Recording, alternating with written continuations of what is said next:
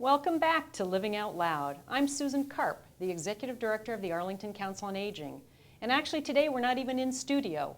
We have brought the cameras and equipment onto Cooperative Elder Services located at 37 Broadway Street in Arlington. A couple of weeks ago we did a segment on adult day health, trying to understand it, trying to raise visibility, and to show you one of our community partners.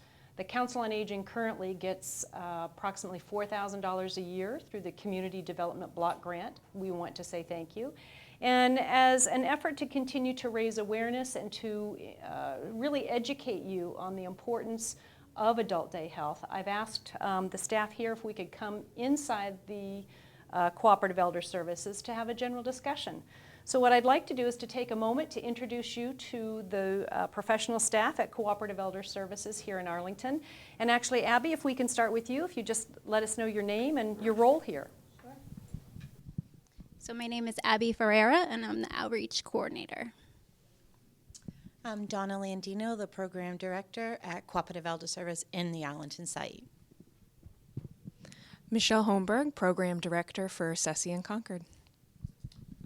John Fallon. I'm proud to be the president of Cooperative Elder Services and a longtime board member, but I'm here because my late wife was actually a client of Cooperative Elder Services. And actually, I'm going to give the microphone back to you. So what I'd like to do is to start. Abby, can you please give us a brief overview of all the services offered here at Cooperative Elder Services? Sure. So we offer an activities program. We offer exercises. We have nursing care available. We have social service support, caregiver support.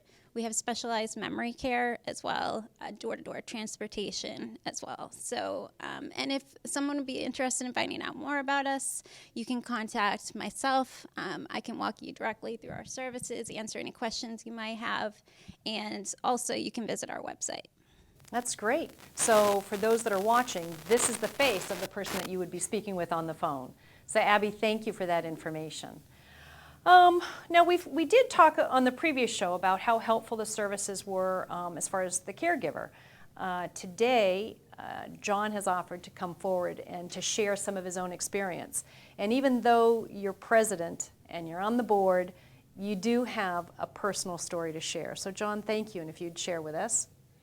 As a matter of fact, I'm very happy to be here with Abby because Abby was the program director at Concord when my wife needed the services for Cooperative Elder Services. My wife was diagnosed with early onset hereditary Alzheimer's. As her memory declined, she became more and more isolated in the home. She became more and more difficult to take outside the home. And since I had been on the CESI board for a long time, I knew CESI programs existed and what they did. It was very liberating for her, and it was very liberating for me, because as people decline physically and mentally, and they get older, they become much more isolated. It is really difficult to deal with normal people. When they come to Cooperative Elder Services, you have professionals, people who are trained, people who know what they're doing, who have exercises, who have discussion groups that are aimed for the level of, in my case, someone with early onset Alzheimer's. My wife became happier. She had a good time. Days that she went to Cooperative Elder Services were good days, even when she came home after Cooperative Elder Services, because she was with people like her, doing things that made her happy, doing things that made her socialized. I was happier because those days that she went to Cooperative Elder Services, I could do dentist appointments, I could do errands, I could do shopping, I could clean the house, and I could do it knowing that she was safe. Medical services are really important. I'm not a medical professional. Most of the people watching this show aren't.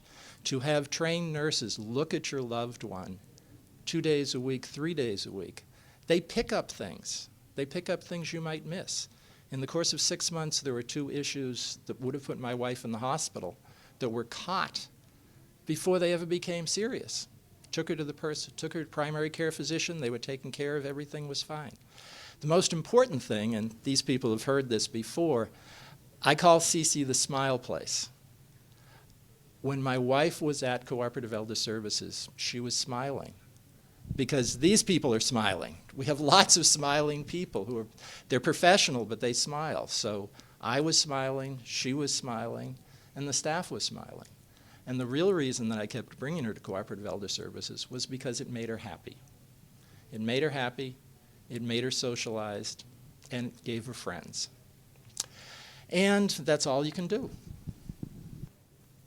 Well, John, thank you very much for that personal story, and that's so true. I think what happens is that in many cases, and you can correct me if I'm wrong, is that there is a reluctance to having a loved one come because there seems to be a pride and ownership of caregiving or a sense of failure if you need to share some of that. So as a part of this, we're really wanting to make sure that our audience, and that's you out there, realizes that it is not only for the individual who has cognitive decline, but yet, as John was explaining, as a caregiver. So a caregiver's life is a 36-hour day, easily.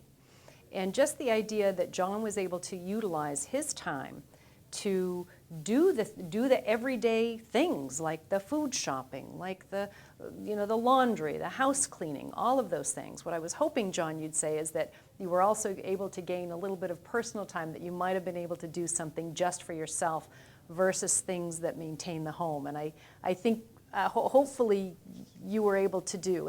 And that's always my hope, that when someone not only brings their loved one in, is that they find, whether it's a caregiver support group or whether it's being able to go and walk around the block or maybe stop by a friend to say hello, so that your whole life isn't consumed just by the caregiving piece. You actually become an individual in that mix, whereas without some sort of support, all you are is a caregiver of a loved one, and one may feel very honored, but we're also looking for individuals to give themselves permission, and that's really what it is, permission. So there's an educational piece and then the permission piece, because if I could talk to that for a moment. Please.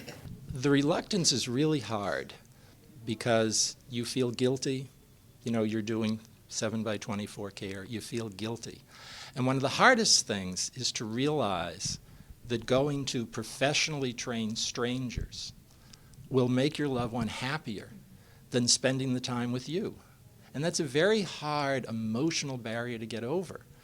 My one regret is I didn't bring my wife to Cooperative Elder Services sooner, because believe it or not, these strangers made her happier than I could. And that's a very, very hard and emotional thing to admit, but it's the truth. Caregivers need respite from clients, but a lot of times our loved ones need respite from us. Sometimes being 24 hours a day with the same person, no matter how much you might love somebody, is not the best thing for the person with cognitive or physical disabilities.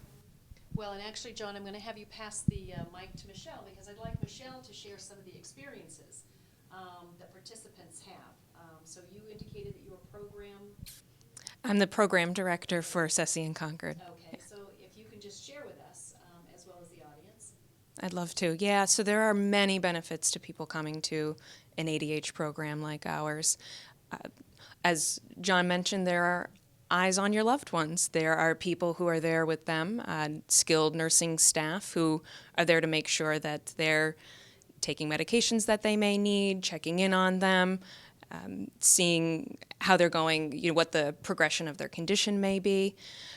But then there's also the other piece of it. There's the socialization piece. There's connecting with other people. There's connecting with like-minded individuals. So we focus on having programming that engages folks and keeps them healthy, mind, body, and spirit. So the benefits are multifold. We focus on varied programming and different services for a reason. So we're focusing on the whole health of the people who come to us. That's great. So now how do you go about, how are the programs developed and scheduled? Developed and scheduled. It is a team approach, most definitely, and I will hand this off to Donna in a minute to talk about some of the varied programming that we have, but it really comes from feedback from our participants and their caregivers. It comes from staff who have their own interests and things that they'd like to bring forward. And it's something that everybody contributes to, and it varies month by month, week by week, day by day. Yeah. Right? And then I guess the favorite ones are repeated, right? Yeah. Absolutely. There you go. So Donna, can you go ahead and talk to us a little bit about here in Arlington? Yeah, so we have actually upcoming events. We have Friday will be our Super Bowl party. The clients are all excited for it. They'll be wearing their Patriot shirts. The staff will be. We recently had Neshoba Valley Tech come, and they did manicures for the ladies, and they did crafts with the gentlemen.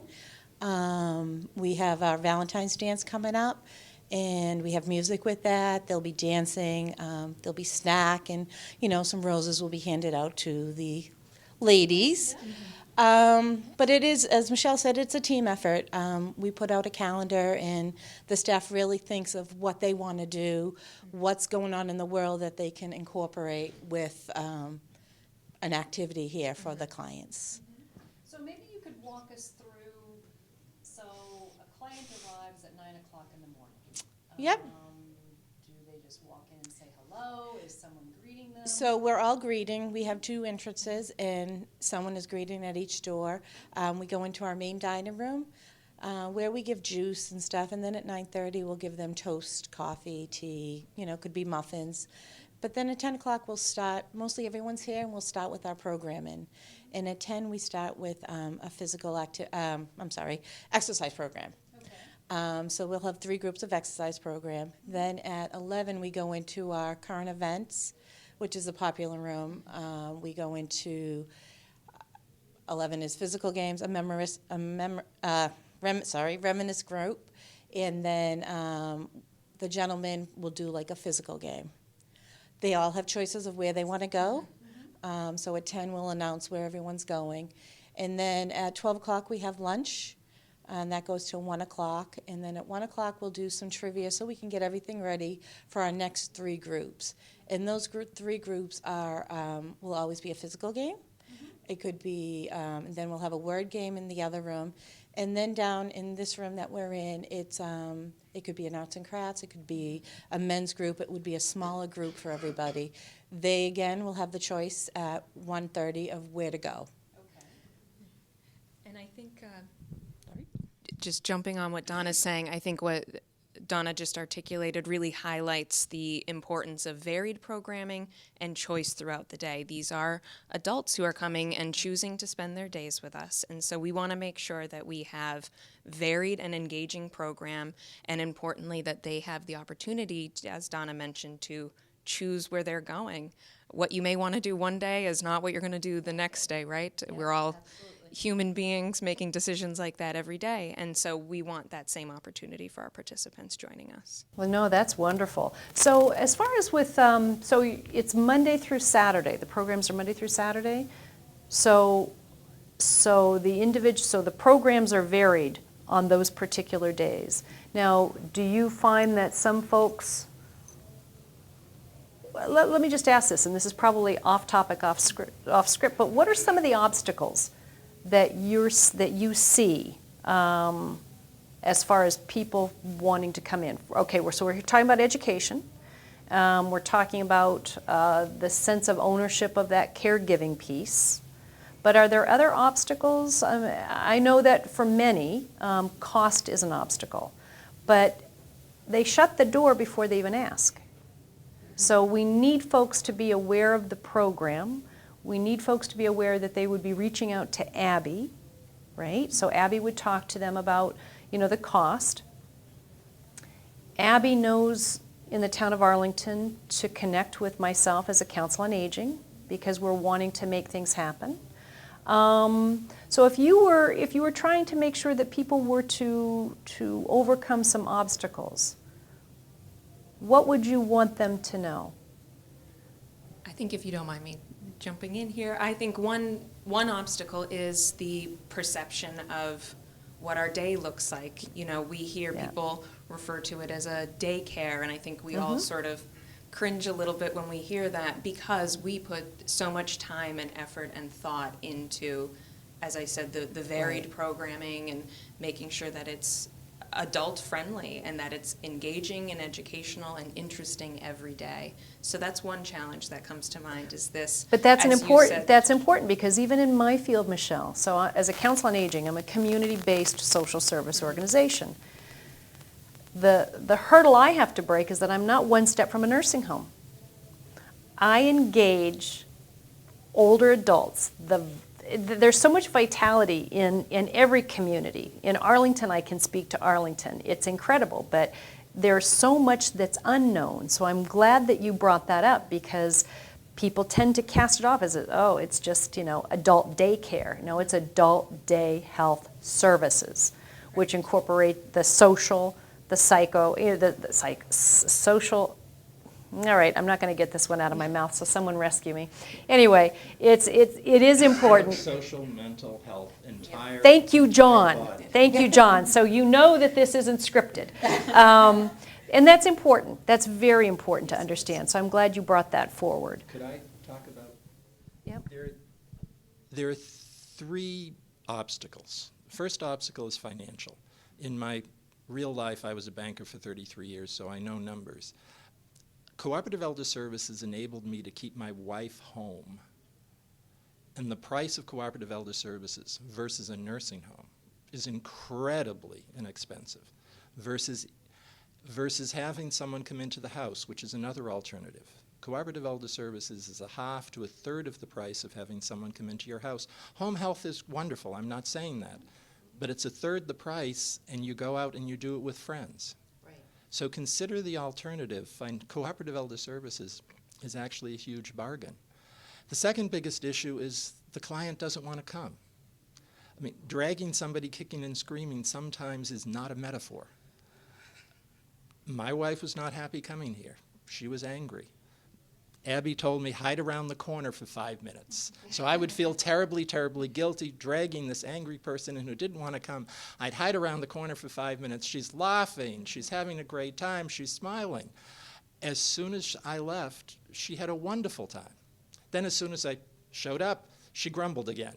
But that was because she was leaving.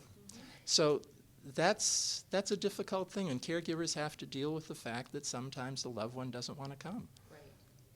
But you go around the corner for 5 minutes and they're having a great time.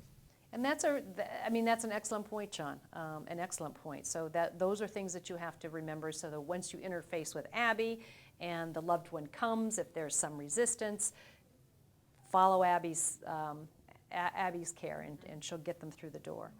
So let me think here. So I know, so we're talking about that sometimes folks are hesitant to reach out. Do you have a drop-in day? How does someone get exposed? So what if someone is on, they're like, oh, is this gonna work? Do you bring the person in? Sure. So one of the things that I do when I speak with the families is if they're interested in coming in and taking a tour of the facility, I definitely recommend that.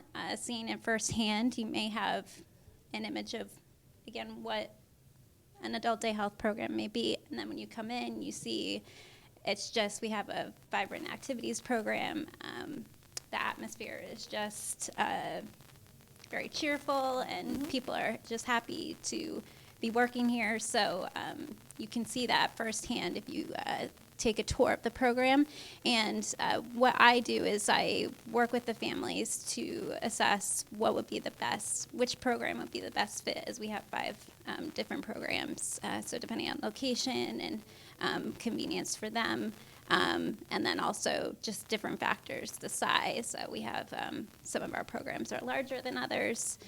So I can walk them through that, and then I will get them in touch with the service coordinator at one of the programs, and they will reach out to the family and have them come in. But we also are having an open house in Arlington, and we'll be doing that at our other programs as well. So that's another way for... So when is that open house, Abby? This Wednesday, February 1st. So this Wednesday is February 1st. So this is actually going to be aired After. Okay. But certainly, I'm sure from time to time you have open houses. The other thing that we haven't really discussed are the memory cafes. So Abby, I know just because of the network, Abby participates in one in Lexington. And the Arlington Council on Aging has recently partnered with Brightview of Arlington. So Arlington now has a memory cafe. So these memory cafes are programs that involve both the individual with cognitive decline as well as the caregiver. They're to be fun, they're social, they're free of charge. There's an entire network. There's about 11 or 12 within 5 miles from Arlington. But really what I really wanted to do, and I think we've had an opportunity to accomplish, is to have our audience brought into Cooperative Elder Services. So we are physically in the building here in Arlington. We've had an opportunity of seeing Abby again, because Abby was on the first segment of Living Out Loud with Cooperative Elder Services. We've had an opportunity to meet Donna. For those in Arlington, you'd be seeing Donna with coming in. Michelle is in Concord. So who knows, maybe if you want Concord, you'd see Michelle. And equally valuable is that you're seeing John. So John is not only the president of Cooperative Elder Services board, but he was also intimately involved with the programs and services for his loved one. So that really gives you an idea of what Cooperative Elder Services is about. If we didn't have the $4,000 grant that we have through the Community Development Block Grant through the town of Arlington, I wouldn't have really had the same opportunity to have this relationship. But I think this educational piece is very important for you to understand, both as a caregiver, realizing that this program is twofold. It provides care and interaction for your loved one that's experiencing cognitive decline. The other piece to it is that it gives you that much less time of caregiving. Hopefully you can carve out a little bit for yourself so you can feel like an individual independent of that.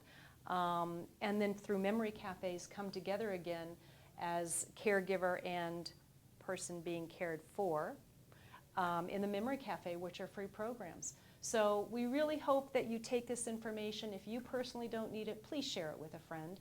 If you have any questions, you can call Abby at Cooperative Elder Services.